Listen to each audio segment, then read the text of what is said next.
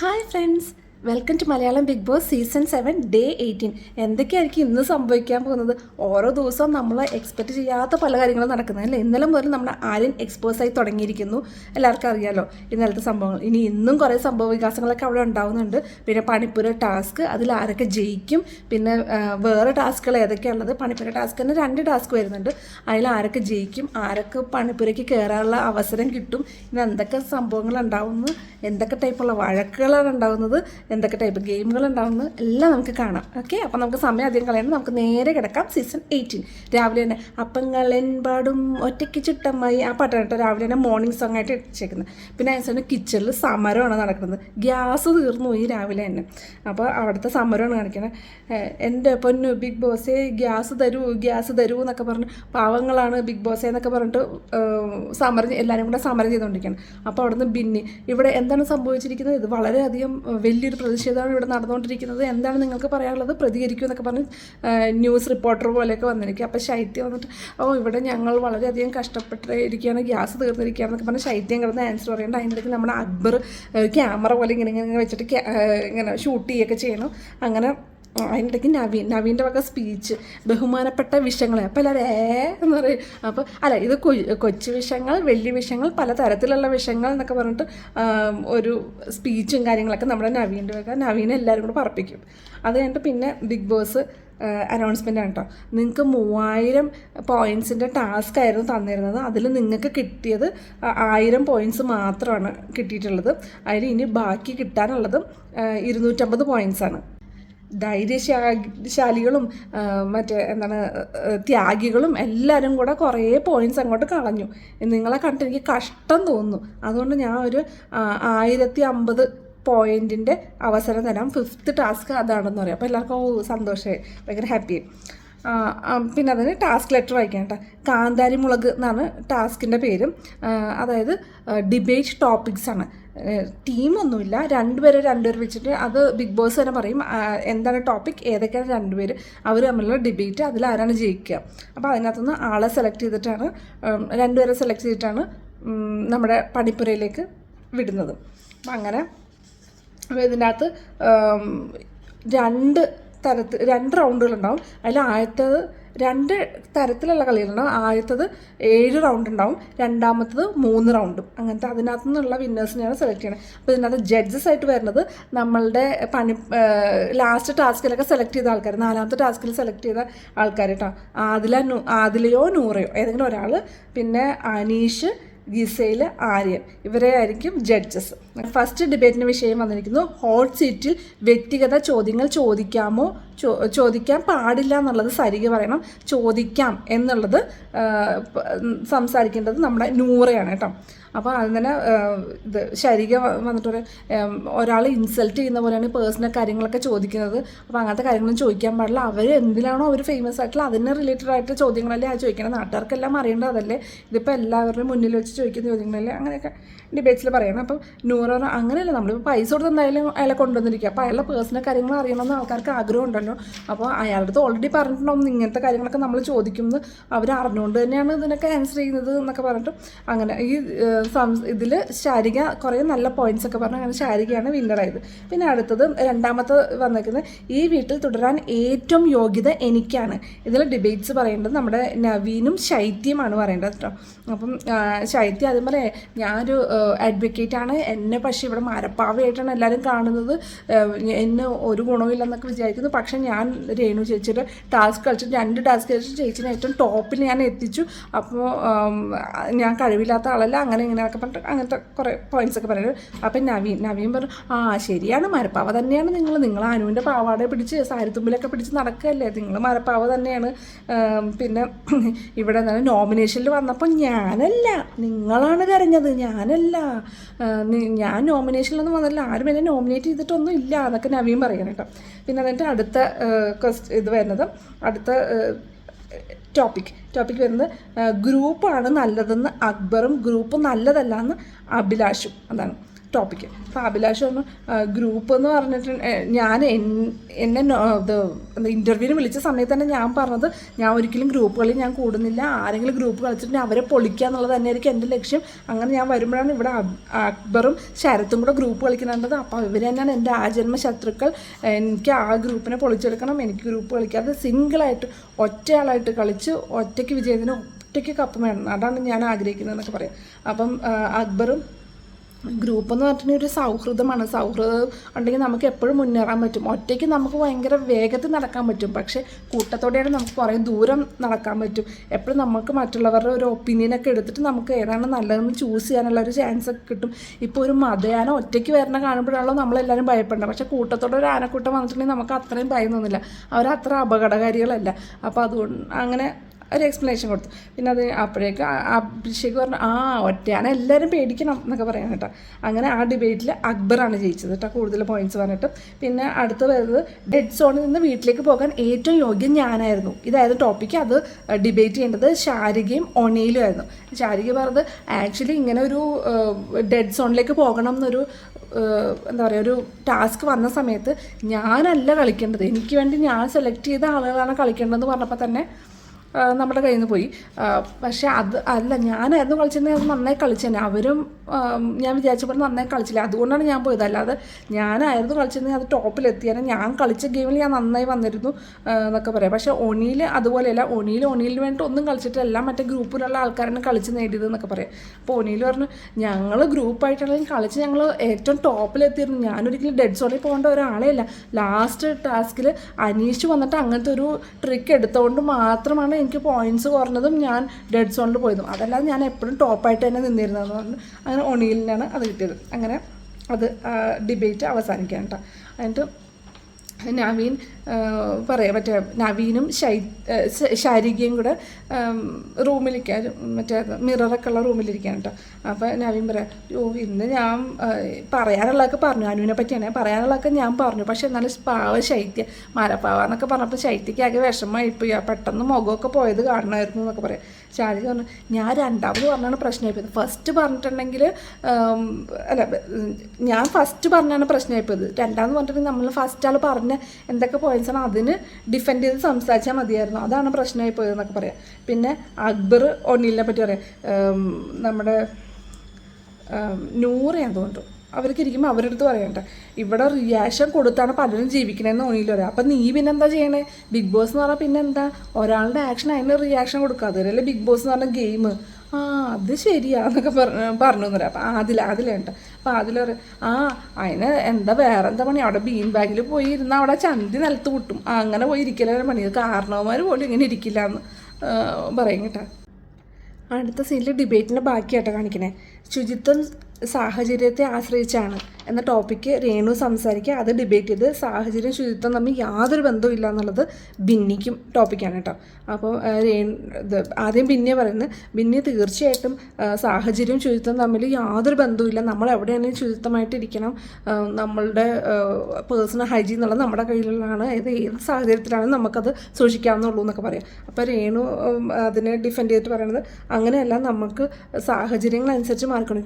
ഇപ്പോൾ എന്നെ പേഴ്സണലി പറഞ്ഞുകൊണ്ട് എൻ്റെ പേഴ്സണൽ കാര്യം തന്നെ പറയാം, മുടി എന്താ എക്സ്റ്റൻഷൻ ചെയ്തുകൊണ്ട് അത് ചെയ്യുവാൻ ഭയങ്കര ബുദ്ധിമുട്ടാണ്, പല്ലകലുള്ള ചീപ്പ് വേണം എന്നാലും ചെയ്യാൻ പറ്റുള്ളൂ എന്നൊക്കെ പറഞ്ഞിട്ട് അങ്ങനത്തെ അവരുടെ പേഴ്സണൽ കാര്യങ്ങളൊക്കെ പറയണം. അപ്പോൾ അതുകൊണ്ട് എനിക്ക് ചെയ്യാൻ പറ്റുന്നില്ല. പിന്നെ അതുപോലെ തന്നെ ഇപ്പം ഞാൻ വെള്ളമില്ലാത്തൊരു സ്ഥലത്ത് നിന്നിട്ടുണ്ടെങ്കിൽ എന്ത് ചെയ്യാൻ പറ്റും, വേറൊരു വഴിയില്ല, അപ്പോൾ എനിക്ക് കുറേ നേരം കുളിക്കാതിരിക്കാൻ പറ്റില്ല, അപ്പോൾ അങ്ങനെയൊക്കെ സാഹചര്യം അനുസരിച്ച് ശുചിത്വം മാറും എന്നൊക്കെ പറയാം. അങ്ങനെ രേണുവാണ് അതിൽ ജയിക്കുന്നത്. പിന്നെ പ്രായവും ജീവിത അനുഭവവും തമ്മിൽ ബന്ധം ഉണ്ട് എന്ന അനുമോളും ബന്ധം ഇല്ല എന്നത് റെനയും പറയണം. അപ്പോൾ അനുമോളും തീർച്ചയായിട്ടും ബന്ധമുണ്ട്, ഞാൻ എൻ്റെ ചേച്ചീനെ ചേച്ചിന്ന് വിളിക്കുന്നത്, അച്ഛനെ അച്ഛൻ വിളിക്കുന്നത്, അമ്മേനെ അമ്മ വിളിക്കുക എന്നൊക്കെ പറഞ്ഞാൽ എന്തൊക്കെയോ പറയുന്നുണ്ട് കേട്ടോ. അപ്പോൾ നമ്മൾ റെസ്പെക്റ്റ് കൊടുക്കണം, റെസ്പെക്റ്റ് കൊടുത്തിട്ടാണ് എൻ്റെ ഫാമിലിയിൽ ഞാൻ അതാണ് പഠിച്ചത്, നമ്മൾ പ്രായത്തിൽ കൂടുതലുള്ള ആൾക്കാർക്ക് റെസ്പെക്റ്റ് കൊടുക്കണം, അങ്ങനെ ഇങ്ങനെയൊക്കെ പറഞ്ഞു. അപ്പോൾ റെന പറഞ്ഞു നമ്മൾ റെസ്പെക്റ്റൊക്കെ കൊടുക്കുകയൊക്കെ വേണം, പക്ഷേ പ്രായം അനുസരിച്ച് അയാളുടെ പക്വതയൊക്കെ കൂടി അയാൾ ഭയങ്കര നല്ല വ്യക്തി എന്നൊക്കെ പറയാൻ പറ്റില്ല, റെസ്പെക്റ്റ് ഇങ്ങോട്ട് വേണം, അതുപോലെ തന്നെ തിരിച്ച് അങ്ങോട്ടും കൊടുക്കണം. അല്ലെങ്കിൽ പ്രായം കൂടിയിട്ട് തീരെ പക്വതയില്ലാത്ത എത്രയോ ആൾക്കാരുണ്ട്. ഫോർ എക്സാമ്പിൾ അനു അനുമോൾ എപ്പോഴും പ്രായം കൂടുതലാണെങ്കിലും തൊട്ടേനെ പിടിച്ചതിനൊക്കെ കരച്ചിൽ തന്നെയാണ്. അപ്പോൾ അതൊന്നും പറഞ്ഞിട്ടൊന്നും കാര്യമില്ല. അപ്പം മറ്റേ അനു ചോദിക്കും, അപ്പം നീ നിൻ്റെ അച്ഛനെ എടാന്ന് വിളിക്കുമോ എന്ന് ചോദിക്കും. തിരിച്ച് ഇങ്ങോട്ട് റെസ്പെക്റ്റ് തന്നില്ലെങ്കിൽ എന്നെ ഇങ്ങോട്ട് എടാന്ന് വിളിക്കണമെങ്കിൽ തിരിച്ചും അങ്ങനെ അങ്ങോട്ട് വിളിക്കും എന്നൊക്കെ റൈന പറയണം. റെനയാണ് അതിൽ ജയിച്ചത്. പിന്നെ അടുത്തത്, സൗഹൃദം വ്യക്തി താല്പര്യങ്ങൾക്ക് വേണ്ടി ദുരുപയോഗം ചെയ്യുന്നത് തെറ്റാണ് എന്നത് ഷാനവാസും, തെറ്റല്ല എന്നുള്ളതും ശരത്തും. ഇവർ രണ്ടുപേരും യാതൊരു ബന്ധമില്ലാത്ത കാര്യമായിട്ട് പറയുന്നത്. ശരത്ത്, എനിക്ക് എൻ്റെ ഫ്രണ്ട്ഷിപ്പ് വളരെ വലുതാണ്, അത് എന്താണ് അതിൻ്റെ ആവശ്യങ്ങൾക്ക് വേണ്ടിയിട്ട് എന്താണ് ഒരു സ്ഥലത്ത് ചെന്ന് കഴിഞ്ഞാൽ നമ്മളവിടെ നമ്മൾ മുന്നേറാൻ വേണ്ടി നമ്മൾ സുഹൃത്തുക്കളെ ആശ്രയിച്ചിരിക്കുക, അങ്ങനെയൊക്കെ കുറേ പോയിൻറ്റ്സൊക്കെ പറയും. ഷാനവാസ് വന്നിട്ട് ഇൻട്രോ തന്നെ കുറേ കഴിഞ്ഞ് പറഞ്ഞ് ഞാൻ ഷാനവാസ് പിന്നെ പേഴ്സണൽ കാര്യം പറഞ്ഞത് ഞാൻ ശരത്തിനെ നേരത്തെ പുറത്തുനിന്നേ പരിചയമുണ്ട്, ഞാനതൊന്നും ഇവിടെ പറയുന്നില്ല എന്നൊക്കെ പറഞ്ഞാൽ അങ്ങനെ എന്തൊക്കെയോ പറഞ്ഞിട്ട് ലാസ്റ്റ് റിസൾട്ട് കഴിയുമ്പോൾ ഇവർ പറഞ്ഞ ഈ ടോപ്പിക്കായിട്ട് യാതൊരു ബന്ധമില്ലാത്ത കാര്യമാണ് രണ്ടുപേരും പറഞ്ഞത്. പിന്നെ എന്നാലും ഉള്ളതിലൊരു ഇത്തിരി ബെറ്റർ എന്നുള്ളത് ശരത്ത്, അതുകൊണ്ട് ശരത്തിന് കൊടുക്കണമെന്ന് പറഞ്ഞ് ശരത്ത് ജയിച്ചു. അങ്ങനെ ജയിച്ച 7 പേരും, അതായത് രേണു, ഒനിൽ, നവീൻ, റെന, അക്ബർ, ശരത്ത്, ശാരിക, ഇങ്ങനെ 7 പേര് നിൽക്കുകയാണ്. അപ്പോൾ ഇതിൽ ആരാണ് പണിപ്പുര ടാസ്കിലേക്ക് പോകാൻ സെലക്റ്റഡ് ആയെന്ന് നിങ്ങൾ ചൂസ് ചെയ്യാമെന്ന് പറയാം. അപ്പോൾ ഒനിൽ എൻ്റെ 1000 പോയിൻറ്റ്സ് എടുത്തിട്ടാണ് ഇവർ നേരത്തെ ഞാൻ മറ്റേ ഡെഡ് സോണിലേക്ക് പോയില്ലേ, അപ്പോൾ അത് 1000 പോയിൻറ്റ്സ് എടുത്തിട്ടാണ്. അപ്പം ഞാൻ തന്നെയാണ് യോഗ്യൻ. അപ്പോൾ വേറെ കുറച്ചൊരു വോട്ട് എടുത്തിട്ടുണ്ടെങ്കിൽ പക്ഷേ മറ്റേ ഏതാണോ ജോയിൻ്റ് ആയിട്ടുള്ള ഗ്രൂപ്പ്, ആ ഗ്രൂപ്പിനെ തന്നെ വീണ്ടും സെലക്ട് ചെയ്യുക, അത് പറ്റില്ല, അങ്ങനെ വോട്ട് എടുക്കണ്ട, എനിക്ക് പോകണം എന്നൊക്കെ പറഞ്ഞിട്ട് ബഹളം. അപ്പോൾ രണ പറഞ്ഞ് എല്ലാവർക്കും പോകണമെന്നുണ്ടെന്നൊക്കെ പറഞ്ഞാൽ രണയും ബഹളം. അങ്ങനെ പോവാത്തവർ പോട്ടെ എന്നൊക്കെ പറഞ്ഞ് ലാസ്റ്റ് ഒണിലിനെ തന്നെ സെലക്ട് ചെയ്തു. റെനയും ആര്യയും ഗിസേലും കൂടെയുള്ള സംസാരമാണ്. ആര്യൻ റെനയെ നോക്കിയിട്ട് ഗിസേലും പറയും, ഇവള് ഭയങ്കര സാധനമാണ്, ചോട്ടാ പാക്കറ്റ് അല്ലേ എന്ന് പറയാം. അപ്പോൾ ആര്യൻ, ഇവള് ഭയങ്കര സാധനം, അനുമോളിനാണെങ്കിൽ ഒരു സംസാരിക്കാനുള്ളൊരു കപ്പാസിറ്റി ഇല്ല, പക്ഷെ അനുമോള് പാവമാണ് കേട്ടോ. അപ്പോൾ ഗസല് പറഞ്ഞ് വഴക്കിടുമ്പോൾ കപ്പാസിറ്റിയൊക്കെ ഉണ്ടല്ലോ എന്ന് പറഞ്ഞു. ഭാര്യൻ, അവൾ ഭയങ്കര പാവമാണ്, അവളാണ് ശരിക്കും 19 വയസ്സാവേണ്ടത്, തൊട്ട മിണ്ടിയ കരയും അങ്ങനത്തെയാണ്. പിന്നെ എന്നിട്ട് പറയാം, ഗിസല് നിന്നെക്കാളും പാവം തന്നെയാണ് അനു, അപ്പോൾ അനുമോളുടെ ആറ്റിറ്റ്യൂഡും നല്ലതാണ് എന്നൊക്കെ പറയാം. അപ്പോൾ റെനയും സപ്പോർട്ട് ചെയ്തിട്ട് പറയണേ, അവൾ ഹൈജീൻ വൈസ് നല്ലതാണ്, നിന്നെക്കാളും നല്ലതാണെന്നൊക്കെ കമ്പയർ ചെയ്ത് ഇങ്ങനെ പറയാം. അപ്പം ഗിസല് ദേഷ്യം വരുന്നുണ്ട്, ദേഷ്യമല്ല ലൈക്ക് ഇറിറ്റേറ്റഡ് ആവുന്നുണ്ട്. എന്നാലും എന്നിട്ട് പറയാം, നോക്കി ഇവളിപ്പോൾ കരയാറായി, ഇപ്പം കരയും എന്നൊക്കെ പറഞ്ഞ് ആരെയും കളിയാക്കട്ടോ. പിന്നെ അതിൻ്റെ അടുത്ത ടാസ്ക് വന്ന് ഭൂമി കയ്യേറ്റം. അയ്യോ, ഒരു 1.5 ടാസ്ക്. അതായത് ഇനി 5 പേരാണല്ലോ മറ്റേ പണിപ്പുര പ്രവേശനത്തിനുള്ളത്, 3 പേരെ സെലക്ട് ആയി, ഇനി 2 പേരെ സെലക്ട് ചെയ്യണം. അതിന് വേണ്ടിയിട്ടുള്ള ടാസ്ക്കാണിത്. അതിനൊരു മഡ്പിറ്റ് മറ്റേ പുറത്തുള്ള ഏരിയയിൽ വെച്ചിട്ടുണ്ട്. അപ്പോൾ അതിൽ 9 പേരായിട്ട് 2 ടീമായിട്ട് തിരിക്കണം. എന്നിട്ട് ഓരോ ടീമിൻ്റെ കയ്യിൽ 200 കൊടികൾ കൊടുത്തിട്ടുണ്ടാകും. ഈ മഡ്പിറ്റിൽ ഏറ്റവും കൂടുതൽ കൊടികൾ ആരാണ് നാട്ടിയേക്കുന്നത് ആ ടീമാണ് ജയിക്കുന്നത്. എ ടീമിന് പിങ്ക് കൊടികളും എ ടീമിന് മഞ്ഞ കൊടികളും ബി ടീമിന് പിങ്ക് കൊടികളുമാണ്. അത് 15 മിനിറ്റ് സമയമുണ്ട് കേട്ടോ. എൻ്റെ മനെ അങ്ങനെ തുടങ്ങാണ്. ഇതെങ്ങനെ എക്സ്പ്ലെയിൻ ചെയ്യണമെന്ന് സത്യം പറഞ്ഞാൽ എനിക്കറിയില്ല. ബസറ് കേട്ട ഉടനെ തന്നെ നേരെ പോയിട്ട് മഡ്പിറ്റിലോട്ട് എല്ലാം കൂടെ കമന്നൊരു ഒറ്റ വീഴ്ചയാണ് കേട്ടോ. പിന്നെ എല്ലാവരും അങ്ങോട്ടും ഇങ്ങോട്ടും വലിച്ചെടുക്കാൻ നോക്കുന്നു, തിരിക്കുന്നു, മറിക്കുന്നു, ഫുൾ ഉരുണ്ട് കിടന്ന അടി, അങ്ങനെ പൊരിഞ്ഞടിയാണ്. ഗിസല് കിടക്കണം, അതിൻ്റെ മുകളിൽ നോറ, പിന്നെ രണ, പിന്നെ ശാരിക, ആര്യൻ, അങ്ങനെ മേലെ കുന്നുപോലെ ഇങ്ങനെ കയറി കിടക്കണം. എല്ലാം ഈ സ്ഥലം പിടിക്കാനാണ്, ഈ കൊടി കുത്താനായിട്ടുള്ള സ്ഥലം പിടിക്കാനുണ്ട്. പിന്നെ അതിൻ്റെ ഇടയ്ക്ക് ഷാനവാസും അക്ബറും കൂടെ പൊരിഞ്ഞടി. പിന്നെ അപ്പുറത്തും ശാരികയും അനീഷും ശാരികയും കൂടെ അവർ തമ്മിൽ പൊരിഞ്ഞടി. പിന്നെ ഷാനവാസ് ഒനീലും കൂടെ അത് വേറെ അടി. ഒനീലൊക്കെ ഇങ്ങനെ ഉരുണ്ട് പോണു. പിന്നെ ഒനീൽ അനീഷിനെ വലിച്ച് പുറത്തേക്കിടുന്നു, ഷാനവാസും അനീഷിനെ ഇടയ്ക്ക് വലിച്ച് പുറത്തിടുന്നു. അങ്ങനെ എന്താ പറയുക, ശരിക്കും കാണണ്ടെന്ന് നമുക്കങ്ങനെ എക്സ്പ്ലെയിൻ ചെയ്യാൻ പറ്റില്ല. അങ്ങനെ അതിൻ്റെ ഇടയ്ക്ക് ഷാനവാസ് ആദിലയുടെ കയ്യിൽ നിന്നുള്ള ഫ്ലാഗൊക്കെ വലിച്ചിട്ട് ദൂരെ വലിച്ചെറിയുന്നു. പിന്നെ കണ്ണിൽ മണ്ണിടുന്നു. അപ്പോൾ അനു എന്താണ് കണ്ണിൽ മണ്ണിടണമെന്നൊക്കെ പറയാം. അതിൻ്റെ ഇടയ്ക്ക് അനു കൊണ്ടുപോയിട്ട് ഡ്രസ്സിൻ്റെ ഇടയിൽ കൊണ്ടുപോയി കുറേ ഫ്ലാഗ് എടുത്ത് വെച്ചിട്ട് ഒന്നും അറിയാത്ത പോലെ പാട്ടൊക്കെ പാടി ഇങ്ങനെ നടക്കുകയാണ്. അപ്പോൾ ആരും അനുവിനെ തൊടണില്ല, അനുവിൻ്റെ കയ്യിൽ ഫ്ലാഗ് ഇല്ലല്ലോ, അപ്പോൾ അനുവിനെ ആരും തൊടണില്ല. അങ്ങനെ അതിൻ്റെ ഇടയ്ക്ക് വേറെ എന്താണ് അവിടെ അനൗൺസ് ചെയ്യണം, ഈ ബിഗ് ബോസ് അനൗൺസ് ചെയ്യണം, തൽക്കാലം 1 മിനിറ്റത്തേക്ക് ടാസ്ക് നിർത്തി വെക്കുന്നു, 1 മിനിറ്റത്തേക്ക് ടാസ്ക് നിർത്തി. എവിടെ ആര് കേൾക്കാൻ, എല്ലാവരും ആ സ്ഥലം പിടിത്തം തന്നെ ആരും അവിടെ നിന്ന് മാറിയിട്ടില്ല കേട്ടോ. അത് കഴിഞ്ഞിട്ട് സ്വയം അപകടം വരാതെ നോക്കുക, കൊടികളുടെ അറ്റം കൂർത്താണ് സൂക്ഷിക്കുക എന്നൊക്കെ വിളിച്ച് പറയുന്നുണ്ട്. ഒരു രക്ഷയില്ല. എന്നിട്ട് മയക്കൂരി വെച്ചതിന് ശേഷം മാത്രം ടാസ്ക് തുടരുമെന്ന് വെച്ചാൽ ആര് മയക്കൂരി വെക്കാൻ, എല്ലാം കൂടെ പൊരിഞ്ഞടി. എന്നിട്ട് ഷാനവാസ് മണ്ണ് വരെ കഴിച്ചു. പിന്നെ അനു ഷാനവാസും തമ്മിൽ വഴക്ക്, കണ്ണിലാണോ മണ്ണെറിയുന്നത്, നിൻ്റെ കണ്ണിൽ ഗ്ലാസ് ഇല്ല എന്നൊക്കെ പറഞ്ഞാൽ അങ്ങനെ അതിനുള്ള അടി. പിന്നെ ഇത് അനീഷ് വന്നിട്ട് എന്താണ് ചെയ്യുന്നത് എന്നൊക്കെ പറഞ്ഞിട്ട് അവിടെ കിടന്ന് ഭയങ്കര ബഹളം. ഈ ഓരോരുത്തർ മേളിൽ കിടക്കണേനും പറയട്ടോ. അതിൻ്റെ ഷാനവാസ് അനുവിനെ വലിച്ച് പുറത്തേക്ക് ഇടുന്നു. അതിന് അവസാനം അങ്ങനെ മത്സരം അവസാനിച്ചു എന്ന് അനൗൺസ് ചെയ്തിട്ടും ഒരാൾക്കില്ല. പിന്നെ അവർ ബസറോട് ഇങ്ങനെ അടിച്ചോണ്ടിരിക്കുക. ബസർ ലാസ്റ്റ് എടാ മത്സരം കഴിഞ്ഞാന്നൊക്കെ പറഞ്ഞിട്ട് എല്ലാവർക്കും ലിവിങ് റൂമിലേക്ക് വരൂ എന്ന് പറയാനിട്ട് എല്ലാവരും ലിവിങ് റൂമിൽ വന്നിരിക്കാൻ കേട്ടോ. അപ്പോൾ ആര്യ ഷാനവാസിൻ്റെ അടുത്ത് പറയാം, ഷാനവാസിക്ക ഇടിച്ചത് കുഴപ്പമില്ല, പക്ഷെ മണ്ണ് വാരി എറിഞ്ഞത് കുറച്ച് കുഴപ്പമായി. അപ്പോൾ ഷാനവാസ് എൻ്റെ നെഞ്ചത്ത് ചവിട്ടി ഞാൻ മണ്ണല്ല, ഞാൻ കല്ല് വാരി എറിയും എന്ന് പറയും. അതിന് മണ്ണെടുത്ത് എറിയുമ്പോൾ സൂക്ഷിക്കണം. ഷാനവാസ് എൻ്റെ നെഞ്ചത്ത് ചവിട്ടുമ്പോൾ അവന് സൂക്ഷിക്കാൻ പറയും. അപ്പോൾ അവന് അങ്ങനെ ചെയ്യരുത് ഇക്ക, മണ്ണെറിയുമ്പോൾ എല്ലാവരെയും കൂടെ ദേഹത്താണ് കൊള്ളണത്, അപ്പോൾ ഇത്രയും പേരെ കണ്ണിലെ മണ്ണ് വന്ന് വീഴുന്നത് അത് ഓർക്കണം എന്ന് പറയും. ഇനി അങ്ങനെ ചെയ്യരുത്, ഇനി ഞാൻ ചെയ്യും എന്ന് ഷാനവാസ് പറയട്ടെ. എന്നിട്ട് പിന്നെ ബിഗ് ബോസ് പറയാം എല്ലാവരും ഓക്കെ ആണോ എന്ന് ചോദിക്കുക. എല്ലാവരും ഓക്കെ ആണെന്ന് പറയാം. പിന്നെ അതിന് ശേഷം ഏതൊക്കെ ടീമിന് എത്ര കൊടികളായി എന്നുള്ളത് കൗണ്ട് ചെയ്യാൻ പറയാം. അപ്പോൾ ഗിസേലും നവീനും 2 ടീമിനും ഓരോരുത്തർ പോകാനാണ് പറയുന്നത്. ഗിസേലും നവീനും കൂടെ കൗണ്ട് ചെയ്യും. അങ്ങനെ നവീൻ്റെ ടീമിന് 158ഉം ഗിസേലിൻ്റെ ടീമിന് 138ഉം കൊടികളാണ് കേട്ടോ. അങ്ങനെ ടീം ബി ജയിച്ചു, അവരാണ് പണിപ്പുരയിലേക്ക് പോകുന്നത്. അപ്പോൾ 2 പേരെ സെലക്ട് ചെയ്യാം. അങ്ങനെ സെലക്ട് ചെയ്യാണ്. ഭയങ്കര ഡിസ്കഷൻ നടക്കുക. ഗിസേൽ എല്ലാവരും അനുവിനെ വിളിക്കാന്ന് പറഞ്ഞപ്പോൾ അനുവിനെ എന്തിനു വിളിക്കണമെന്ന് ചോദിക്കുക. അപ്പോൾ അനു ഞാനാണ് കൊടികളൊക്കെ കുറേ സേഫ് ഗാർഡ് ചെയ്ത് വെച്ചത്, എൻ്റെ അടുത്തായിരുന്നു ഉണ്ടായിരുന്നതെന്നൊക്കെ പറയാം. ലാസ്റ്റ് ഓൾറെഡി സെലക്ട് ആയ ഗിസേൽ, ബിന്നി, ഒനീൽ, അവരുടെ കൂടെ നവീനും അനീഷും അങ്ങനെ ആഡ് ചെയ്തു. അങ്ങനെ 5 പേരും കൂടെയാണ് നാളെ പണിപ്പുരയിലേക്ക് പോകുന്നത്. പിന്നെ അത് കഴിഞ്ഞിട്ട് അടുത്തതിൽ ഒരിടത്ത് എന്നുള്ള ആ ലൈഫ് സ്റ്റോറി പറയണ അതിൻ്റെ അകത്ത് ശൈത്യയുടെ ലൈഫ് സ്റ്റോറി ഇങ്ങനെ പറഞ്ഞ് ഭയങ്കര വിഷമിച്ച് ഇങ്ങനെ കരഞ്ഞുകൊണ്ടിരിക്കുന്ന സമയത്ത് ആരും അവിടെ ബാക്കിൽ നിന്നും മുഖം പൊത്തിയിട്ട് ഇങ്ങനെ ചിരിക്കുന്നു. പിന്നെ ഇങ്ങനെ എക്സ്പ്രഷൻ മാറ്റിക്കൊണ്ടിരിക്കുന്നത് ചിരി സഹിക്കാൻ വയ്യ കേട്ടോ. അതിൻ്റെ ഇടയ്ക്ക് അപ്പം മറ്റേ സാരിക വിളിച്ചിട്ട് ബാക്കിലേക്ക് പോയിരിക്കുമെന്ന് അറിയാം.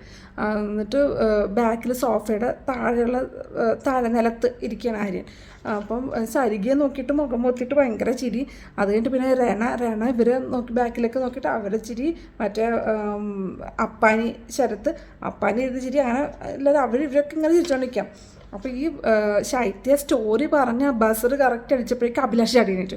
പക്ഷേ ആര് എന്താണ് ചിരിക്കുന്നത്, അപ്പോൾ നീ കരയാണ് ചിരിക്കുകയാണോ കരയാണ്, എന്താ നീ ചെയ്യണേന്ന് ചോദിക്കുക. അപ്പോൾ കരയുവാണ് ഗിസേൽ പറയട്ടെ. ഞാൻ കണ്ടുകൊണ്ടിരിക്കുകയായിരുന്നു, പലരും ചിരിക്കണ ഞാൻ കണ്ടുകൊണ്ടിരിക്കുകയായിരുന്നു.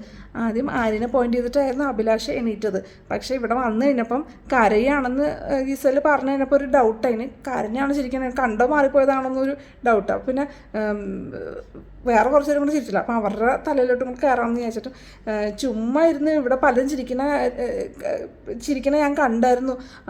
അവൻ കരഞ്ഞല്ല പ്രശ്നം, വേറെ പലരും ചിരിക്കുന്നുണ്ട്. ഒരാൾ അയാളുടെ വിഷമം പറഞ്ഞുകൊണ്ടിരിക്കുമ്പോൾ ചിരിക്കുകയാണോ എന്നൊക്കെ ചോദിക്കുക. റെനയെടുത്ത് റെന ചിരിക്കുന്നത് ഞാൻ കണ്ടു, എന്തിനാണെന്ന് എനിക്ക് അറിഞ്ഞുകൂടാന്ന് പറയാം. റെന ഞാൻ ചിരിച്ചൊന്നുമില്ല, അഭിലാഷ് ഞാൻ കണ്ടു, ചേച്ചിയും ചിരിക്കണ കണ്ടു എന്ന് പറയാം. ശരത്തേട്ടൻ്റെ മുഖം കണ്ടിട്ടാണ് ഞാൻ ചിരിച്ചത് എന്ന് പറയാം കേട്ടോ. അപ്പോൾ ശൈത്യ ചേച്ചിയുടെ സംസാരം കേട്ടൊന്നുമല്ല എന്നാണ് നമ്മുടെ രണ പറയണത്. അപ്പോൾ എൻ്റെ അവസ്ഥ എനിക്ക് അറിഞ്ഞൂടാ, എനിക്ക് വേദന വന്നപ്പോൾ അങ്ങനെ വന്നതാണ് എന്നൊക്കെ പറയാം. അപ്പോൾ ഒണിയിലും റെനയും കൂടെ. ഒണിയിലും ഒന്നാമത് പണ്ടേ ഇഷ്ടമല്ല, അവർ മറ്റേ ആൽഫജൻ കിഡ്സ് ആണെന്നൊക്കെ പറഞ്ഞാൽ റെനേനെ ഇഷ്ടമല്ല. അപ്പം നീ പൊടി പുല്ലേ എന്നൊക്കെ പറഞ്ഞത് കുറേ പ്രാവശ്യം ഇങ്ങനെ പറയുന്നുണ്ട് കേട്ടോ, മുഖത്ത് നോക്കിയിട്ട് ഫേസ് ടു ഫേസ് നിന്നിട്ട്. പിന്നെ അഭിലാഷം നീ മാറി നിൽക്കണേ എന്നൊക്കെ പറയുന്നുണ്ട്. കാരണം നീ ചിരിക്കുന്നത് ഞാൻ കണ്ടു എന്ന് നമ്മുടെ അഭിലാഷ് പറയണ്ട. ഒരാൾ അയാളുടെ വിഷമം പറയുമ്പോൾ ചിരിക്കാൻ പാടില്ല എന്ന് പറയാം. അപ്പോൾ മറ്റേ ചിരിക്കാൻ പാടില്ലെന്ന് എവിടെയെങ്കിലും എഴുതി വെച്ചിട്ടുണ്ടോ നോക്കി. അപ്പോൾ എൻ്റെ പെയിൻ അങ്ങനെയാണെന്ന് പറഞ്ഞ് നമ്മുടെ ഗിസേലിൻ്റെ അടുത്ത് പറയണേ. നല്ല സരിക ബിന്നിയെടുത്ത് പറയാം, ഞാൻ ചിരിച്ചു, അവിടെ ശൈത്യ പറയുന്ന വോയിസിനേക്കാളും ഇവനിവിടെ അടുത്തിട്ട് കിടന്ന കാണിക്കുന്ന ആക്ഷനാണ് ഞാൻ കാണുന്നത്, അത് കണ്ടപ്പോൾ ഞാൻ ചിരിച്ചു എന്ന് പറയാം. അപ്പോൾ ശരത്ത് ഒണിയിലെ നീ ആരാണെന്നാണ് വിചാരിച്ചത്, ആര് ചിരിച്ചെന്നാണ് വിചാരിച്ചത്, ആര്യ ആണല്ലോ ഒക്കെ ചോദിച്ചാൽ അങ്ങോട്ടും ഇങ്ങോട്ടൊക്കെ എല്ലാവരും അങ്ങോട്ടും ഇങ്ങോട്ടൊക്കെ ചോദിച്ചോണ്ടിരിക്കുക. പറയാ ഞാൻ എന്തിനാ ചിരിച്ചതെന്ന് ചോദിച്ചോ, ഞാൻ എന്തിനാ ചിരിച്ചതെന്ന് ചോദിച്ചോ എന്ന് പറയാം. ഒരു മുഖത്ത് നോക്കി ഒരാൾ ഗോഷ്ടി കാണിച്ചാൽ എങ്ങനെ ചിരിക്കാണ്ടിരിക്കണേ എന്ന് പറയാം. അപ്പോൾ ഷാനവാസ് ജിസലത്ത് പറയാം അവൻ ചെരുപ്പൂരിയാണ് എറിഞ്ഞത്. അതിൻ്റെക്ക് ആര്യ ചെരുപ്പൂരി എറിഞ്ഞു. മറ്റേ അഭിലാഷം ഒന്ന് ചോദിച്ചപ്പോൾ അത് പറയാൻ പറ്റുമല്ലോ. ആ സമയത്ത് ആ ദേഷ്യത്തിൽ ഒരു ചെരുപ്പെടുത്തൊക്കെ എറിഞ്ഞു. ആരും ദേഹത്തൊന്നും കൊണ്ടില്ല. അപ്പം ഷാനവാസ് ഗിസലത്ത് എന്നിട്ട് ചെരുപ്പൂരി എറിയാണ് ചെയ്യേണ്ടത്, അങ്ങനെയാണോ ചെയ്യേണ്ടത് എന്നൊക്കെ ചോദിക്കാം. അപ്പം അക്ബർ എന്നിട്ട് പിന്നെ ഷാനവാസിനെ എക്സ്പ്ലെയിൻ ചെയ്യും. വെറും 19 വയസ്സുള്ള കൊച്ചാണ്, ആ ആര്യം മുഖത്ത് നോക്കി ഗോഷ്ടി കാണിച്ചപ്പോൾ അവൾ ചിരിച്ചു പോയി, അതാണ് സംഭവിച്ചതെന്നൊക്കെ പറഞ്ഞ് എക്സ്പ്ലെയിൻ ചെയ്ത് കൊടുക്കുകയാണേ. ശാരിക എനിക്ക് രണ്ടും തോന്നി, അവൻ ചിരിക്കണ പോലെയും തോന്നി കരയണ പോലെയും തോന്നി. ഞാൻ എന്നിട്ട് പറഞ്ഞു ചിരിക്കല്ലേ എന്ന് പറയേണ്ടത് എന്നൊക്കെ പറഞ്ഞു. പിന്നെ അബി ലാസ്റ്റ് വന്ന് അത് വിട്ടേക്കെന്ന് പറഞ്ഞു. അതിൻ്റെ ഇടയ്ക്ക് പിന്നെ റെന വന്ന് പിന്നെ പൊടി ആ വിളിയൊക്കെ. പിന്നെ ആര്യ ഞാൻ എക്സ്ട്രീംലി സോറി എന്ന് പറയട്ടെ ആര്യ. പിന്നെ ആര്യ ശരത്തും കൂടെ മാത്രമായിട്ടിരിക്കുന്ന സമയത്ത് ശരത്ത് വെച്ച് നീ ചിരിച്ചല്ലേടാന്ന് പറഞ്ഞു. ആര്യ എനിക്ക് അങ്ങോട്ട് കൺട്രോൾ കിട്ടാൻ പറ്റിയില്ല, നിന്നെ കണ്ടിട്ട് എനിക്ക് ചിരി വന്നിട്ട് എന്നൊക്കെ ശരത്ത് പറഞ്ഞിട്ട് നീ ബാത്റൂമിൽ പോയി ചിരിക്കടാ, പ്രശ്നമാക്കില്ലേ, ബാത്റൂമിൽ പോയി ചിരിക്കടാ എന്നൊക്കെ പറയുന്നുണ്ട്. അത് മസിൽ പെയിൻ ഉണ്ടായിരുന്നു എന്തോ ആർക്കറിയാം, പക്ഷെ എന്തായാലും ചിരിക്കുകയായിരുന്നു. അങ്ങനെ നമ്മുടെ ശരിക്കും പറഞ്ഞാൽ ആര്യൻ്റെ ആ ഒരു വേറൊരു മുഖം എക്സ്പോസ്ഡായി തുടങ്ങി ഇന്നലത്തെ ഗെയിം മുതൽ. ആൾക്കാരൊക്കെ കുറച്ച് ട്രിഗർ ആവാൻ തുടങ്ങിയിട്ടുണ്ട്. പിന്നെ അക്ബറും ഗിസയിലും കൂടെ ഇരിക്കുകയാണ്. അപ്പോൾ അക്ബർ ഗിസേലും പറയാം എല്ലാത്തിനും നീ ഇങ്ങനെ ആര്യനെ ന്യായീകരിക്കല്ലേ, അവൻ ചെയ്തത് ശരിയല്ല എന്ന് പറയാം. ഓണിയിൽ ഇമോഷണൽ വാല്യൂ വേണം, റെന എന്നെ തല്ലിയത് ആരും പറഞ്ഞില്ലല്ലോ എന്ന് പറയാം. നൂറ ഓണിയിൽ ലാംഗ്വേജ് എന്ത് ലാംഗ്വേജൊക്കെ യൂസ് ചെയ്യണത് ഒന്ന് നോക്കിയൊക്കെ വേണ്ട പറയണം, അവൾ ചെറുതാണെന്ന് വിചാരിച്ചാൽ എന്തും പറയാമെന്ന് പറഞ്ഞാൽ ശരിയല്ല എന്ന് പറയാം. ഓണിയിൽ എന്നിട്ട് ലാസ്റ്റ് എല്ലാവരും കൂടെ നിൽക്കുമ്പോൾ സോറിയൊക്കെ പറഞ്ഞു. പറഞ്ഞ വാക്ക് തിരിച്ചെടുക്കാൻ പറ്റൂല എന്ന് നമ്മുടെ ആദില പറയുന്നുണ്ട് കേട്ടോ. പിന്നെ ഷാനവാസ് അബി ഓണിയിൽ ഒരു മുദ്രം കൂടെ പറയാം. ശരത്ത് ഫുൾ നാടകമാണ്, അവന് ഇരുത്താനുള്ള സമയം ഇനി എന്തിരുത്താൻ, അവൻ ഓൾറെഡി ഇരുന്ന് അവൻ്റെ കയ്യിൽ നിന്നാണ് ഞാൻ 6 മറ്റേ ഫ്ലാഗ് എടുത്തുകൊണ്ട് പോയതെന്നൊക്കെ പറയാം. ആര്യ ബിന്നി ശാരികയും കൊണ്ടിരിക്കുകയാണേ. അപ്പോൾ എന്നിട്ട് അത് ബിന്നി പറയാം നീ ചിരിച്ചോ എന്ന് പറയാം. അപ്പോൾ ആര്യ പറയാം ഞാൻ ഇമോഷണലി ബേസ്റ്റ് ആയതാണ്, എനിക്ക് വേദനയൊക്കെ ഉണ്ടായിരുന്നു, പിന്നെ മറ്റേ ഇഞ്ചക്ഷനൊക്കെ കഴിഞ്ഞ് അതിൻ്റെ പെയിനൊക്കെ മാറി, പിന്നെ അവിടെ ഇരിക്കുമ്പോൾ എനിക്ക് പെയിൻ മാറി, പിന്നെ പെയിൻ തിരിച്ച് വന്നു, അപ്പോൾ എനിക്ക് ഇമോഷണലി ബേസ്റ്റ് ആയതാണ്, നീ ഒരു ഡോക്ടറല്ലേ നിനക്ക് ഇതൊക്കെ ഞാൻ പറഞ്ഞു തരണോ എന്നൊക്കെ പറയാം. അപ്പോൾ ബിനി പറഞ്ഞു ഈ സ്റ്റോറിയൊക്കെ കൊള്ളാം എന്തായാലും, ഇത് ശരിക്കും നീ പറഞ്ഞ ശരിക്കുള്ള കാര്യമാണ്, നിനക്കൊരു കൺസൾട്ടേഷനോ അല്ലെങ്കിൽ കൗൺസിലിങ്ങോ ആവശ്യമുണ്ട്, കാരണം ശരിക്കുള്ള ഇമോഷനല്ല നിനക്ക് പുറത്തേക്ക് വരണമെന്നൊക്കെ പറയാം. അതാണ് ഇന്നത്തെ എപ്പിസോഡ്. പിന്നെ BB+ ആണ് കേട്ടോ. BB+ ഗസയിൽ എന്താ കോഫി പൗഡർ ഒളിപ്പിച്ച് വെച്ചിരിക്കുകയാണ് കേട്ടോ. അപ്പോഴേക്കും നമ്മുടെ അനീഷ് അത് കണ്ടുപിടിച്ചു. ഇത് ഒളിപ്പിച്ച് വെക്കാനുള്ളതല്ല, എല്ലാവർക്കും ഉപയോഗിക്കാനുള്ളതാണ്. അപ്പോൾ അനു ഇത് വെള്ളം ഒഴിച്ച് കളയണം എന്ന് പറയും, കാരണം ഗിസയിലും നവീനും കൂടെയാണ് ഒളിപ്പിച്ച് വെച്ച് ആ കോഫി ആവശ്യമുള്ളപ്പോൾ മാത്രം എടുത്ത് കുടിക്കുന്നത് കേട്ടോ. അപ്പോൾ നവീൻ പറയും വെള്ളം ഒഴിച്ച് കളയാൻ നീ ആരാ, നിൻ്റെ വീട്ടിൽ നിന്ന് കൊണ്ടുവന്നൊന്നുമല്ല, അതിന് വേണമെങ്കിൽ നീ വേറെ വീട്ടിൽ നിന്ന് കൊണ്ടുവരണം. അപ്പോൾ തേയില വെച്ച പോലെ തന്നെ ഇത് കോഫി എല്ലാവർക്കും കാണാൻ പറ്റുന്ന വിധത്തിൽ വെക്കണം, അല്ലാണ്ട് ഒളിപ്പിച്ച് വെക്കാൻ പറ്റില്ല. അപ്പോൾ അവർ ഇത് ഒളിപ്പിച്ച് വെക്കരുത്, ഞാൻ ഇവിടെ വെക്കുന്നുണ്ടെന്നൊക്കെ പറയാം. എന്നിട്ട് ബിനി ഒണിയിൽ ബിനി പറയാം വിഷം എന്നുള്ളത് ചേട്ടൻ അങ്ങനെ എന്നെ കൊള്ളിച്ച് പറഞ്ഞതല്ലേ, ഇന്നലെ തന്നെ ക്ലീനിങ്ങിൻ്റെ ആ ടാസ്ക് വന്ന സമയത്ത് എനിക്ക് മാത്രം ഞാൻ ഹൈജീൻ അല്ലാന്ന് ചേട്ടൻ പറഞ്ഞതല്ലേ, അത് എപ്പോഴെങ്കിലും അല്ല, അത് ആ സമയത്ത് ചേട്ടനെ തോന്നുന്ന സമയത്ത് വേണം പറയാൻ. കാരണം നീ പണിയൊന്നും ചെയ്യണില്ല, ഞാൻ എല്ലായിടത്തും പറഞ്ഞിട്ടുള്ള നിൻ്റെ അടുത്തും പറഞ്ഞിട്ടുള്ള എന്നൊക്കെ നമ്മുടെ ഒണിയിൽ പറയാം. പിന്നീട് ആര്യൻ മറ്റേ ശൈത്യനെ ഉപദേശിക്കേണ്ട ഡിബേറ്റിൻ്റെ സമയത്ത് നീ ട്രിഗർ ആവരുത്, അവൻ ട്രിഗർ ആക്കാൻ വേണ്ടി പലതും പറയും, പക്ഷെ നീ ട്രിഗർ ആവരുത്. ഞാൻ സാധാരണ അങ്ങനെ ആവാറില്ല, പക്ഷേ ആ സമയത്ത് ഞാൻ ചെയ്യാത്ത കാര്യം പറഞ്ഞപ്പോൾ എനിക്ക് പെട്ടെന്ന് അങ്ങോട്ട് എന്താ പറയുക, പെട്ടെന്ന് ഞാൻ റിയാക്ട് ചെയ്ത് പോയി. അവിടെയാണ് അവൻ ജയിച്ചത്, നീ ട്രിഗർ ആവാൻ പാടില്ല, ലിസണിങ് എന്ന് പറഞ്ഞൊരു സ്കില്ലാണ്, നീ കേട്ടിരിക്കണമായിരുന്നു എന്നൊക്കെ പറഞ്ഞ് ഉപദേശിക്കുകയാണ് നമ്മുടെ ആര്യൻ ശൈത്യനെ. പിന്നെ ശൈത്യം ഒറ്റയ്ക്ക് ഊഞ്ഞാലിരിക്കുക എന്നിട്ടിങ്ങനെ ആലോചിക്കണം, ഇത് സ്ഥിരം നമ്മൾ കാണാറ്, ഒറ്റയ്ക്ക് ഇരുന്ന് ആത്മകഥം പറയണത് എല്ലാ സീസണിലും ഉണ്ടാവാറില്ല. ഊഞ്ഞാലിൽ ഒറ്റയ്ക്ക് പറയും. ഈ നവീൻ എന്നെ സെലക്ട് ചെയ്ത് എന്നെപ്പറ്റി പറഞ്ഞ കാര്യങ്ങളൊക്കെ അതിവിടെ ജനങ്ങളുടെ മനസ്സിലുള്ള കാര്യമായിരിക്കും, ഇവിടെയുള്ള കണ്ടസ്റ്റൻസിൻ്റെയൊക്കെ മനസ്സിലുള്ള കാര്യമായിരിക്കും അവൻ പറഞ്ഞത്. പിന്നെ ശാരികയും അനുവും ഒക്കെ ഡിസ്കഷൻ ആട്ടോ, ഇവിടെ ഗ്രൂപ്പായിട്ടൊക്കെ കളിക്കാൻ പറ്റുമോ, ഇപ്പോൾ അക്ബർ ഗെയിം അപ്പാനിയൊക്കെ ഒരുമിച്ച് നിന്ന് കളിക്കുന്നത്. പക്ഷേ അവർ ഗെയിം വരുമ്പോൾ എല്ലാവരും ഇൻഡിവിജ്വലായിട്ടല്ലേ കളിക്കുന്നത്. ഇപ്പോൾ ഗിസയിൽ ആര്യനൊക്കെ ഒരുമിച്ച് കളിക്കുന്നത് തോന്നുന്നുണ്ട്. പക്ഷേ അതെങ്ങനെ പറ്റും? അങ്ങനെയൊക്കെ ഗ്രൂപ്പായിട്ട് കളിക്കാൻ പറ്റുമോ? എന്തായാലും കാര്യത്തോടെ എടുക്കുമ്പോൾ എന്തായാലും സിംഗിളായിട്ടല്ലേ കളിക്കാൻ പറ്റുള്ളൂ എന്നൊക്കെ പറയാം. അനുവിൻ്റെ അടുത്ത് ശരി വയ്ക്കുക, നീ എന്താണ് എല്ലാ കാര്യങ്ങളിലൊന്നും നീ ഇടപെടാറൊന്നുമില്ലല്ലോ, ചിലതിലല്ലേ ഇടപെടുള്ളൂ. അപ്പോൾ അനു പറയും, ഞാനായിട്ട് ബന്ധമുള്ള എന്തെങ്കിലും കാര്യം വന്നാലേ ഞാൻ ഇടപെടുള്ളൂ, അല്ലാണ്ട് വേറെ രണ്ടുപേരും കൂടെ അടിയുണ്ടാക്കുമ്പോൾ എനിക്ക് അതിൻ്റെ എന്താ നടക്കുന്ന സംഭവം ഒന്നും എനിക്കറിയില്ല, പിന്നെ ഞാൻ തന്നെ ഇടപെടണം. ഇത് ബിഗ് ബോസ് ഹൗസാണ്, അങ്ങനെയുള്ളതാണ്. പുറത്തെ കാര്യങ്ങളും നമ്മളിവിടെ പറയില്ലോ, ഈ ഹൗസിനകത്ത് നടക്കുന്ന കാര്യങ്ങളും ഇവിടുത്തെ പ്രശ്നങ്ങളൊക്കെ അല്ലേ പറയുള്ളൂ. അപ്പം നീ ഇടപെടണം, അതൊന്നും അങ്ങനെ നോക്കണമെന്നൊക്കെ പറഞ്ഞ് ശരിക പറയാട്ടെ. പിന്നെ ബിനി പറയാം, കോഫി പൗഡർ ഒളിപ്പിച്ച് വെക്കുന്നുണ്ട്. ഞാൻ വെറുതെ റാൻഡമായിട്ടൊന്ന് കുടിച്ച് നോക്കിയപ്പോൾ ഇതേ കോഫി, ഇതെവിടെ നിന്ന് നമ്മുടെ കോഫി പൗഡറൊക്കെ തീർന്നല്ലേ എന്നൊക്കെ വിചാരിച്ചു. ഇവരതൊക്കെ ഒളിപ്പിച്ച് വെക്കാന്നൊക്കെ പറയാം. ശരി പറഞ്ഞു, അത് നിങ്ങൾ എന്തുകൊണ്ടാണ് അപ്പോൾ പറയുന്നില്ല, അത് പ്രശ്നം ഉണ്ടാക്കണം, അപ്പോൾ നിങ്ങൾ മിണ്ടായിരിക്കണം എന്തുകൊണ്ടാണ് എന്നൊക്കെ ചോദിക്കാം കേട്ടോ. പിന്നെ അതിൻ്റെ ബിന്നിയുടെ ലൈഫ് സ്റ്റോറി പറയാണ്. അതിനുശേഷം ശൈത്യ ലൈഫ് സ്റ്റോറി പറഞ്ഞപ്പോഴാണ് പ്രശ്നം ഉണ്ടായത്. അത് പക്ഷേ ഈ ബിഗ് ബോസ് പ്ലസ്സിൽ കാണിക്കുന്നില്ല, ശൈത്യ സ്റ്റോറി പറയുന്നു. പിന്നെ നൂറേം റെനെല്ലാം അങ്ങോട്ട് പറയാം, എന്തൊക്കെയാണ് ഒണിയിൽ പറയുന്നത്. ഇപ്പോൾ എന്നെ പറയാം, ഒണിയിൽ പോയിട്ടേ ഞാൻ ഇവിടെ നിന്ന് പോവുള്ളൂ, അവൻ ആദ്യം പോട്ടെ എന്നേ ഞാൻ പോവുള്ളൂ എന്നൊക്കെ പറയാം. പിന്നെ ആര്യ, എനിക്ക് ഇഞ്ചക്ഷൻ വെച്ചപ്പോൾ, അത് നേരത്തെ പറഞ്ഞു, ഇഞ്ചക്ഷൻ വെച്ചപ്പം ഓക്കെ, പിന്നെ മസിൽ പെയിൻ വന്നു, അങ്ങനെയൊക്കെ ഓരോരുത്തർക്ക് എക്സ്പ്ലെയിൻ ചെയ്തിരിക്കുക, ശൈത്യടുത്തൊക്കെ എക്സ്പ്ലെയിൻ ചെയ്യാട്ടെ. പിന്നെ ഒണിയിൽ എന്നിട്ട് ശൈത്യയുടെ അടുത്ത് ഇരിക്കുക, എന്നിട്ട് നീ കരഞ്ഞുകൊണ്ടിരിക്കുകയായിരുന്നു, അത് കണ്ടിട്ട് ഇവിടുത്തെ റിയാക്ഷൻ കണ്ടപ്പം എനിക്ക് ദേഷ്യം വന്നു, ഞാൻ ചോദിക്കാൻ വേണ്ടി ചെന്നപ്പോഴേക്കും ആ ചെറിയ കുട്ടി എന്നെ തല്ലിയോന്ന് എനിക്ക്. അവൾ പറയണത് എൻ്റെ കൈ അവളുടെ ദേഹത്ത് കൊണ്ടുവന്നാണ് പറയണത്. അതിന് റിയാക്ട് ചെയ്തിട്ട് തിരിച്ച് തല്ലിയിട്ട് ഇങ്ങോട്ട് ചാർജ് ചെയ്ത് വരുമ്പോൾ പിന്നെ ഇങ്ങനെ നമുക്ക് ദേഷ്യം വരാണ്ടിരിക്കുന്നത്. എന്നിട്ട് നിൻ്റെ പ്രശ്നങ്ങളൊക്കെ എനിക്ക് റിലേറ്റ് ചെയ്യാൻ പറ്റുന്നുണ്ട്, ഇത് ലൈഫ് എക്സ്പീരിയൻസ് ഇല്ലാത്ത ആൾക്കാരായതുകൊണ്ടാണ് ഇങ്ങനെയൊക്കെ വരുന്നത്. ഓരോ ചെറിയ പിള്ളേരെയൊക്കെ കൊണ്ടുവന്നിട്ട് ഇതുപോലത്തെ ടാസ്കിലൊക്കെ കൊണ്ടുവന്നിട്ടുണ്ടെങ്കിൽ എങ്ങനെ ഉണ്ടാവും, അവർക്കൊരു ഡിസ്റെസ്പെക്റ്റാണുള്ളത്, എങ്ങനെ പ്രതികരിക്കണമെന്നൊന്നും അറിയില്ല എന്നൊക്കെ പറയാം. പിന്നെ അക്ബർ ഒണീലിനെ പറ്റി പറയാം, ഈ ഒണീലിന് കണ്ണുകടി അളിയാ, അവന് ബാക്കി എല്ലാവരും അവൻ പറയണം ബാക്കി എല്ലാവരും റിയാക്ട് ചെയ്തുകൊണ്ടിരിക്കുകയാണ്, ആരും കണ്ടന്റ് ഉണ്ടാക്കുന്നില്ലാന്ന്. പിന്നെ നീ എന്താ ചെയ്യണമെന്ന് ഞാൻ അവൻ്റെ അടുത്ത് ചോദിച്ചു കേട്ടാ. അവന് 2 എണ്ണം കൊടുക്കണം, എത്ര കിട്ടിയാലും പഠിക്കൂല, പട്ടി ഷോ എന്ന് പറയട്ടാ. പിന്നെ അവള് പിന്നെയും ചിരിച്ചുകൊണ്ട് പറയണ റെന എന്നൊക്കെ പറയാം. അന്നത്തോടെ BB+ കഴിഞ്ഞു. പിന്നെ നാളെ എൻ്റെ പൊന്നെ, നാളെ ഇനി എന്തൊക്കെയാണ് പറയാൻ നമ്മളെ കിച്ചണിൽ പൊരിഞ്ഞടി. കിച്ചണിൽ എന്താണ് മറ്റേ നൂറയാണോ അതിലാണെന്ന് അറിയില്ല. എന്നിട്ട് അനുവടുത്തോട് മര്യാദക്ക് ഞാൻ പറയണ പരിപ്പ് കറി ഉണ്ടാക്കിയാൽ മതി എന്ന് ഞാൻ പറഞ്ഞാണെന്നൊക്കെ പറയാം. അനു പറഞ്ഞു, ഈ കഷ്ണങ്ങളിട്ടിട്ട് ഇതിനകത്ത് വേവണ്ടേ എന്നൊക്കെ പറയുന്നുണ്ട്. പിന്നെ എന്നിട്ട് ഷാനവാസം എന്നിട്ട്, നിനക്ക് ഇത്ര ബുദ്ധിയില്ലേ, ഒരു ഭാഗത്ത് ചപ്പാത്തി ഉണ്ടാക്കുമ്പോൾ ഒരു ഭാഗത്ത് കറി ഉണ്ടാക്കണം, അല്ലാണ്ട് ചപ്പാത്തി ഉണ്ടാക്കി കഴിഞ്ഞിട്ടല്ല കറി ഉണ്ടാക്കണത്, അത് ആലോചിക്കാതെ തലച്ചോറില്ലേ എന്നൊക്കെ ചോദിക്കുകയാണ്. അപ്പോൾ അക്ബർ, അയ്യോ അനുവിനെ ആരും ചീത്ത പറയില്ലേ, അനുവിനോടൊന്നും പറയല്ലേ എന്നൊക്കെ പറഞ്ഞ് ഇങ്ങനെ പറയുന്നുണ്ട്. അനുവാണെങ്കിൽ അവിടെ കരച്ചിൽ.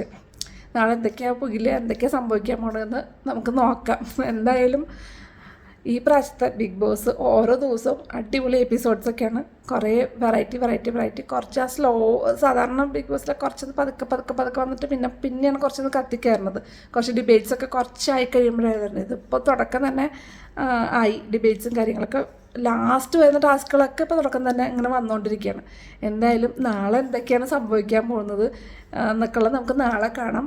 ഡേ 90 സംഭവങ്ങൾ. അപ്പോൾ ഇന്നത്തെ വീഡിയോ ഇത്രേ ഉള്ളൂ. എല്ലാവർക്കും ഇഷ്ടമായിട്ടുണ്ടാകുമെന്ന് വിചാരിക്കുന്നു. ഇഷ്ടമായെങ്കിൽ തീർച്ചയായിട്ടും ലൈക്കും ഷെയറും സബ്സ്ക്രൈബും ചെയ്യാൻ മറക്കരുത്. അപ്പോൾ നമുക്ക് ഡേ 90 വിശേഷങ്ങളായിട്ട് നാളെ കാണാം. അതുവരെ എല്ലാവർക്കും ബൈ.